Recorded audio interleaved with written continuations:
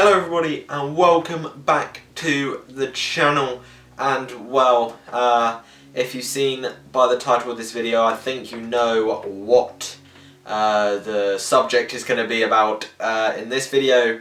What is going wrong at Leicester and Wasps? Two teams who a couple of seasons ago were up at the top, near the top of the table. Of course, Leicester are always seen as a semi-final side, a team that always make the semi-finals, and you've got Wasps who have won it in the past. They made the final a couple of seasons ago, and now look where they are. Leicester Tigers are sitting in 11th in the table, Wasps are sitting in 10th, with Sarries in the relegation zone quickly chasing after them. Both teams only with one victory in the Premiership this season, and those victories that both of them got weren't really brilliant victories. Both teams in Europe have won. Leicester have got 2 wins in Europe to Wasps 1 win. So overall, in terms of win ratio, Leicester have won 3 games so far this season and Wasps have only won 2. And for big teams, that is something massive. So yeah, what is going on with Leicester and Wasps? We're going to start off with Leicester, and I think with Leicester it's almost been a growing thing. It's been slowly but surely getting worse and worse as the seasons go on. So a couple of seasons back, when they were always in the semi-finals, they were with Richard Cockerell, everything was going well, everything was going great. Richard Cockerell wasn't doing too bad. And then they weren't getting good results, but they were making top 4. They may not have been getting good results, but they were getting top 4. But then they got rid of him. It was almost out of the blue, getting rid of him. And yeah, they got rid of him. And from then on, I think it was almost a spiral downwards. They brought in, I think, Aaron Major, it was, who got him to 4th place, and he did well with them. He wasn't doing too badly, and they were doing well. They were doing what they usually do, making the semi-finals and going well. And then they got battered in the semi-finals. I can't really remember who it was against or what season it was, but they did get battered in the semi-final. And then, yeah, and they got rid of Aaron Major, and I think that's where it all began, when they started getting rid of managers and head coaches just way too soon and not letting them develop into anything, and it's really put them on a bit of turmoil and a bit of a going backwards sort of stage, and it's not worked. And then the next season came in. They brought in Matt O'Connor, who came in, and then that season they finished 5th in the table. The first and only season with Matt O'Connor, finished 5th in the table, the first ever time they haven't made a semi-final. And yeah, that was bad, because Leicester, they're always semi-finalists, and that was bad. But it wasn't so bad that they were in dire straits. And yeah, yet again, they were looking at Matt O'Connor and they were thinking, right, if you don't perform to the levels next season, we're going to get rid of you. And then it took him 1 game to get rid of him. And then more turmoil started, because he was not doing brilliantly, but it was working. They weren't in dire straits. They got battered by Exeter in the opening game of last season, and they got rid of him. And I don't really know why. If they didn't want him in that season, they should have got rid of him beforehand, so that the next DOR, which ended up being Gordon Murphy, would have time to settle in. And yeah, it's all these managerial DOR, head coach changes, whatever you want to call them. It's all these changes which are causing the downfall. It's like the players weren't really knowing what was going on, and I'll give, last season they finished 11th, and I'll give Gordon Murphy his due. He came in as soon as Matt O'Connor left. He inhaled a team who were low on confidence, a team who looked like they were in turmoil after Matt O'Connor left after one game, and it would take him a while to settle in, and but nothing seemed to get better as the season went on. I was expecting him to push on as the season went on, and they only survived the drop with 2 games remaining. 2 games. For Leicester, they should be in the top 4, and they found themselves in 11th for most of the season, and they were so inconsistent. Walford Road stopped becoming a fortress, and they became more easy to play, and it's just all suddenly fallen apart. And I'll give him his due. As I've said, it was a tough first season for him, for Gordon Murphy, and they go forward, they keep him in hope for something better. But this season has been an even worse start. It's been appalling. They haven't looked good. Bear in mind, though, some players were at the World Cup, but they came in for the game against the Saints and got blown away. And for me, overall, there's quite a lot of things going on with Leicester at the moment. Tactically, they're not great. The way they're playing doesn't suit the players at all. It looks like they've just brought in a load of players that were available and not bringing in players that were suited to the rugby they want to play. And because the players aren't suited to the way that Leicester want to play or the way that Gordon Murphy wants to play, they end up not playing brilliantly. And when a couple of players don't play brilliantly in a game, doesn't matter who it is, it will end up having a big effect on your team. And that's what I see with Leicester at the moment. Another thing is, I do feel like they're playing too much as individuals. They don't seem to be as a team. Like, in the game against Saints, their line-out was atrocious. Tom Youngs was just chucking the ball whenever he wanted to, it seemed, and no one was jumping and no one could gather the ball. The communication wasn't there, and that's a sign that they're playing as individuals, and that's not working. It doesn't work. You have to play as a team. And as well as that, another thing, I just don't think Gordon Murphy is fit for the job. Great player in his time, great player for Leicester in years gone by, but he just doesn't seem to cut it as a top coach, as a head coach.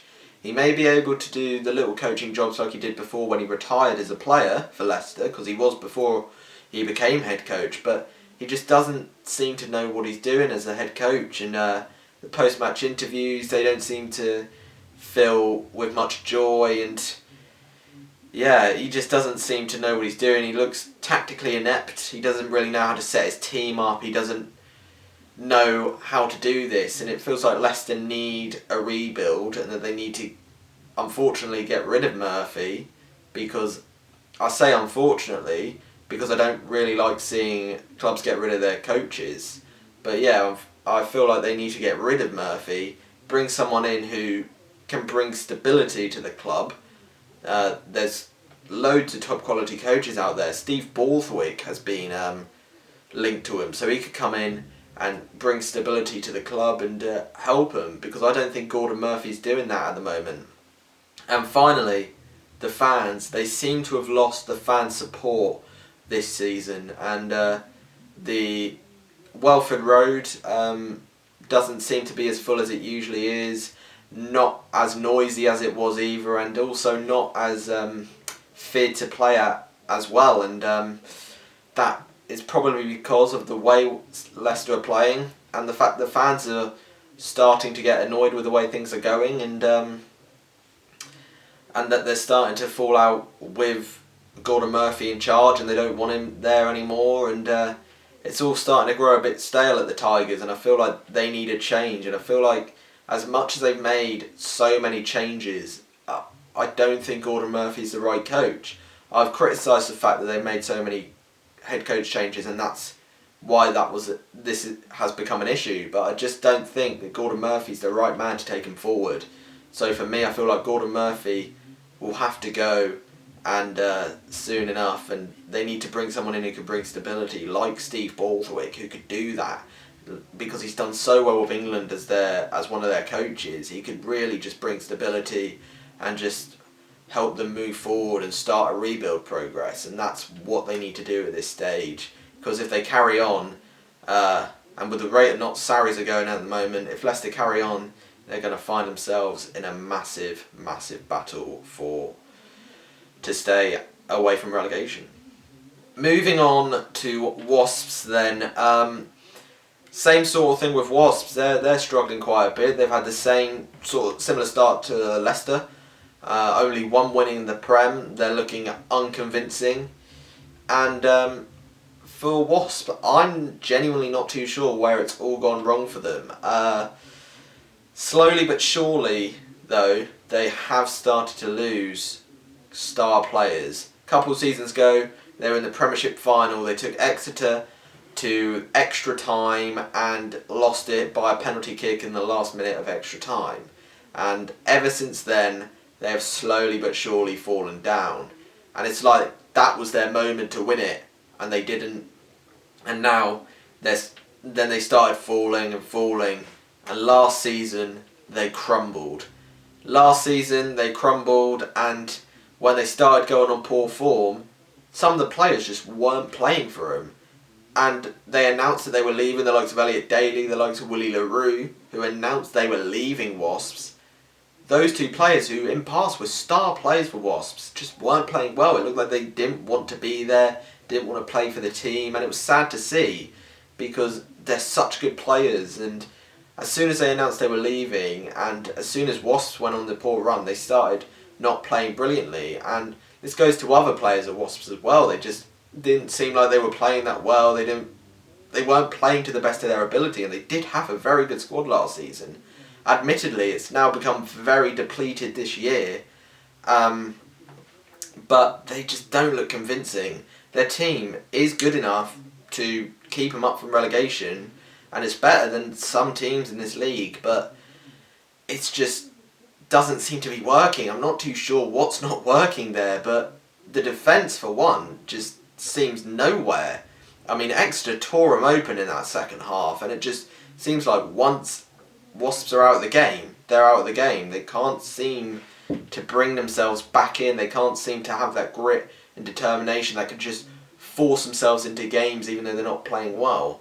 They seem like a team that when they're playing badly, they will lose, and if they're playing well, they could win. But then, if they're playing well and then fall behind by a couple of tries, then they'll start playing badly and lose. They just seem like that sort of team for me, and they just seem like that they're not consistent. They're just struggling all round, really, Wasps. And it started almost after they won after they got to the Premiership final. They didn't win. They started falling down. That might be because of pressure to get where they were before, but they started falling down, and now they're in this position and they're in a dogfight. And thye Young, I don't know what's gone wrong with him. He was so good as a coach for them, and all of a sudden it's gone really wrong. The defence doesn't seem to be turning up for Wasps. Some players don't seem to be turning up either, and they just have a loss at the moment, a loss of confidence, and they need to reinstall that confidence. And at the moment, under thye Young, it doesn't look like they're going to reinstall that confidence at all, and it looks like thye Young's really lost the players, and it doesn't look good for him, and it doesn't look good for the team, because I feel like they're in the same situation as Leicester now, where they need to rebuild. And I do say this, I don't like seeing DORs or head coaches get the boot, but I feel like it could be the right thing for Wasps. That, and bringing in some more star players, setting themselves a plan to get back up there. Do what the likes of London Irish and Bristol have done, like set themselves a plan, set themselves a target for years. Bring in these big players, show them the target, and then go up. It doesn't seem like Wasps have a target, and they're not bringing in the quality players that they need to bring in. They brought in a couple last season, admittedly, but they haven't been firing on all cylinders. I mean, just Lima Sopawanga came in last season, who was a brilliant player in the Super Rugby. Came in last season, people were thinking, oh, he'd be brilliant, and he just hasn't fired. And I don't know why that is. The players for Wasps just don't seem to be firing at the moment, and I feel like that's an issue with confidence. And they do have an injury list, but they still should have a bit of confidence. but they just don't have that, and I feel like that's the issue with Wasps at the moment. That's why they're in this situation, and for me, I feel like they need a rebuild. I feel like they just need to get rid of thye, really, and start a rebuild process and slowly bring them up back to where they were a couple of seasons ago and where they really should be for the club of their stature. Because for a club of their stature, and the same with Leicester as well, they can't afford to be in the Championship. The money they'll lose by going in the Championship is exponential, really. It's unbelievable. So yeah, it's tough for Wasps. For me, they're lacking confidence, and yeah, I think they need to start a rebuilding process, bring in someone a bit like Leicester, get stability, slowly build them up, and then set targets, bring in the players to complete those targets, instill confidence back into the team, and move back up. And that will start by bringing in some new, fresh head coach life into the team to replace thye. And I feel like if they don't do that, they could be in the same situation as Leicester and facing a relegation battle this season. So yeah, thank you for watching this video. This is one of my first opinion videos. I'm going to be doing quite a few of these on Premiership weekends. I'm going to try and do an opinion video, but if no opinions or anything really comes up on that weekend, I'll just do a preview. But on this weekend, after the Leicester and Wasps performances, I felt like this would be a good chance to do this sort of video. So I'm doing this video, and yeah, put down in the comments down below what you think of the situation at Leicester and Wasps at the moment, and what you think they should do to go forward and bring back the glory days of past for both clubs. I'll be happy to know what you think on that. But yeah, anyway, thanks for watching.